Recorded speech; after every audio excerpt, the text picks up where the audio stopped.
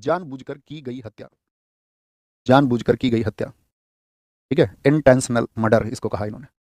आप भी बताइए इंटेंशनल मर्डर है या नहीं है? कोई चेतावनी लोगों को नहीं दी गई, बहुत सवाल पूछे गए उससे कि तुमने यहाँ जाने के लिए लोगों को रोका, पिकेट्स लगाई, कुछ कोई रोकथाम नहीं थी। जब मार्शल लॉ था तो तुम्हें लोगों को क्यों इकट्ठा होने दिया? तो उनके मन में तो ये था कि भाई इकट्ठा होकर के कैसे भी इकट्ठा एक कत्लेआम किया जाए, ताकि जिससे कि लोगों के अंदर भय की स्थिति पैदा हो, भय की स्थिति पैदा हो, और वो इस तरह के किसी क्रांतिकारी मूवमेंट को फिर जन्म ना दे। लेकिन क्या क्रांतिकारी मूवमेंट ऐसे रुक जाता है दोस्त? कभी नहीं रुक सकता, नेवर।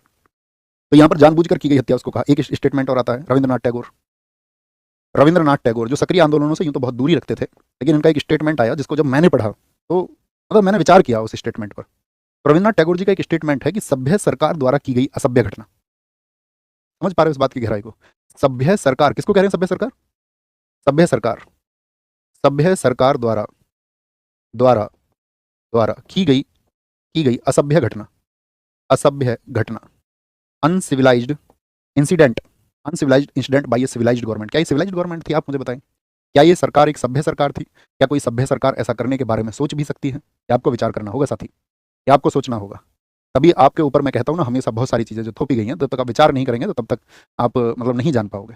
जब तक आप अपने ऊपर थोपी गई मानसिकता का शिकार रहेंगे, तब तक लोग आपको जो आईना दिखाएंगे, जो चीज़ वो आपको दिखाना चाहेंगे, तो सिर्फ आपको वही चीज़ दिखेगी। उसके परे या उसके पीछे का जो सत्य है वो आपको दिखाई नहीं देगा, कभी भी दिखाई नहीं दे सकता। तो एक सभ्य सरकार नहीं थी।